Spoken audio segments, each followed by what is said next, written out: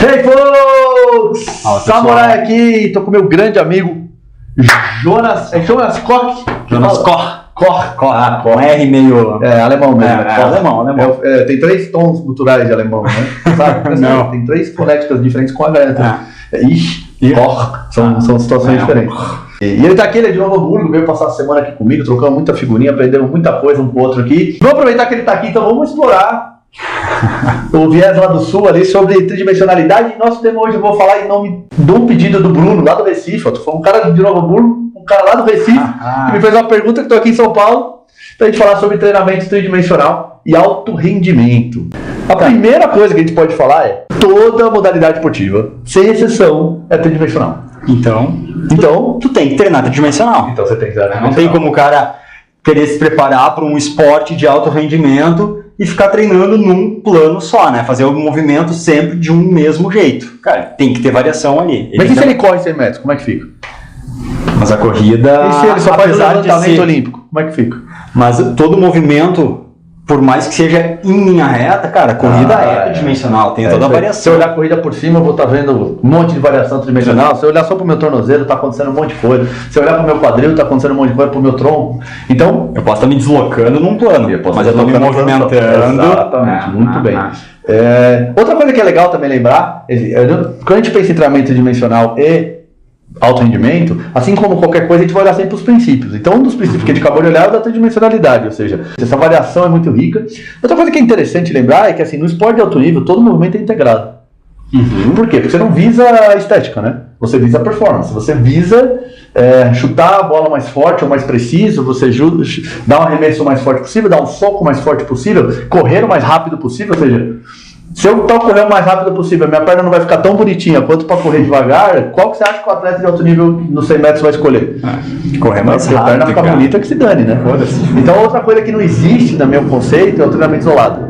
Ele não faz nenhum sentido para o esporte de alto rendimento, pelo contrário, ele pode até desconectar você, ele pode até ter efeitos retroativos, porque ele tende a encurtar a musculatura, e ao encurtar eu tiro a capacidade, muitas vezes, dela ter maiores amplitudes, que a maioria dos esportes de alto rendimento vão exigir. Sempre nós vamos trabalhar com grandes amplitudes. É muito raro você ter um esporte onde você não precise de uma grande amplitude. Um movimento curto, um movimento mais curto, pequeno ali, que nem um soco. Tu não dá o soco com a mão, né? O corpo inteiro que vem dar esse soco. Então, integrar essa cadeia toda, fazer esse corpo inteiro. Já construir o trabalho aqui a partir desse. Exatamente. No treinamento, construir, integrar essa cadeia, fazer ela se conversar e vir o corpo inteiro para fazer esse movimento, né? Pois é.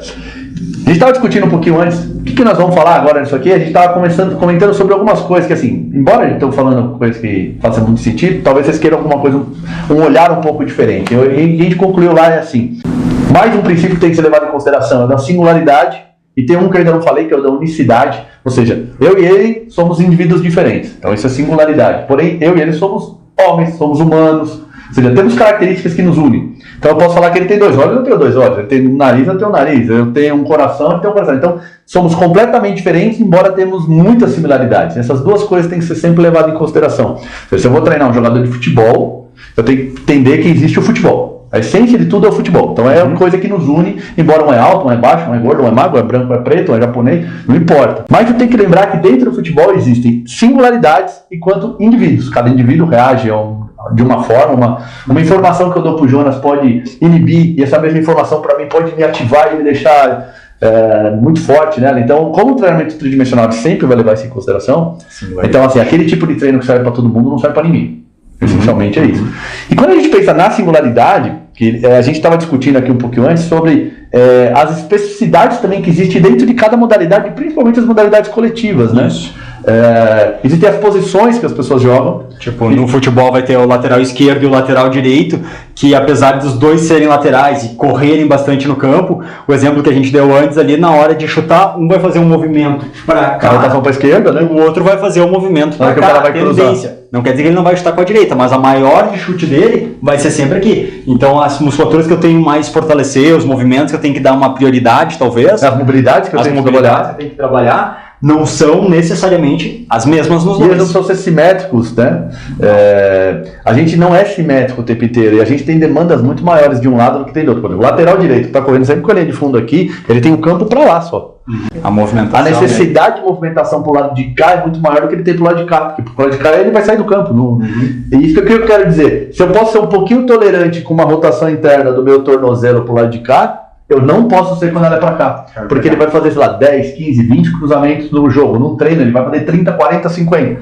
E essa cadeia aqui vai estar sendo exigida o tempo inteiro. Então isso aqui tem que ser muito bem treinado e muito bem avaliado. Outra coisa que também é complicado quando a gente pensa, a grande variedade que existe num esporte de alto rendimento quando ele é muito aberto. Então eu dei um exemplo ontem sobre jiu-jitsu. Como o jiu-jitsu é muito difícil treinar, porque tudo pode acontecer no jiu-jitsu. Então é muito diferente eu treinar um corredor de 100 metros quando eu vou treinar um atleta, por exemplo, do jiu-jitsu. E o que a gente estava comentando um pouquinho aqui é assim, o cara dos 100 metros, a gente tem que exigir dele que tudo que ele tem, que toda tarefa que ele tem que desempenhar, ele tem que ser 100% em tudo, porque são poucas tarefas e elas são sempre as mesmas.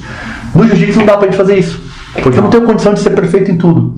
Então a gente estava meio concluindo que assim, as minhas prioridades são o que eu naturalmente tenho o dom de fazer.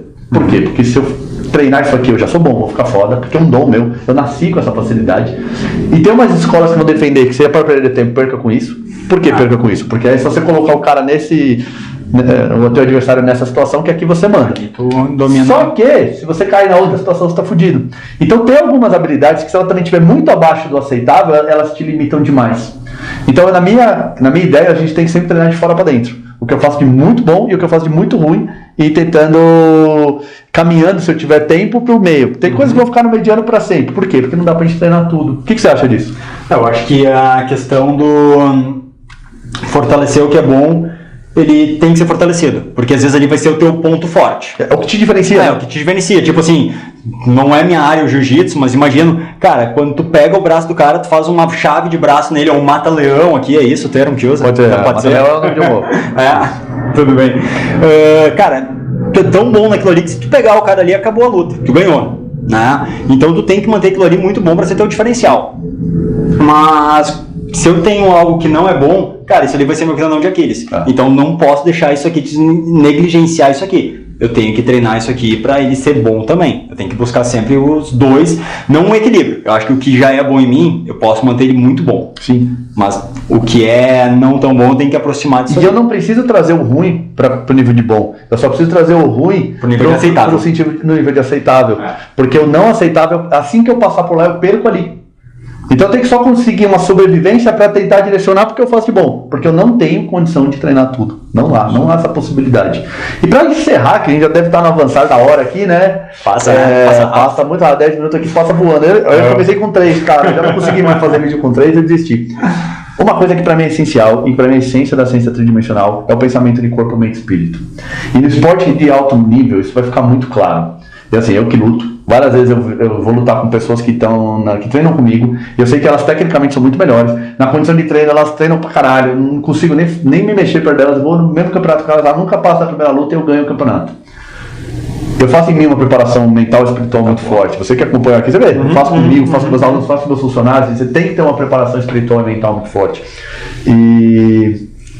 E às vezes as pessoas negligenciam isso, cara. Eu sou bom pro caralho de jiu-jitsu, eu só chegar no campeonato que eu ganho, e é ali que você perde. A gente tava comentando até sobre o tênis. O tênis deixa isso muito claro, né? O primeiro e o último do ranking, cara, não tem diferença técnica. Assim, pode ter mínima diferença técnica, mas não sei, o Nadal ganha porque ele faz um slice maravilhoso que ninguém faz. Isso não existe. O que existe é a capacidade dele de ficar no jogo e jogar em alto nível o tempo inteiro e não sentir a pressão e conversar melhor com ele. O que você pode acrescentar? O cara aquele que bate todos os pênaltis perfeito no treinamento, mas na final do Copa do Mundo, se ele não estiver preparado com corpo, mente e espírito, a perna vai tremer, a pressão vai pegar e o cara vai errar, vai bater o bádio, vai bater aquele pênalti lá em cima. Eu gravei até um vídeo sobre isso, deve estar acho que da semana retrasada, na época do Campeonato Brasileiro de Gil, foi no comecinho de maio mesmo, que eu chamei de campeonatite.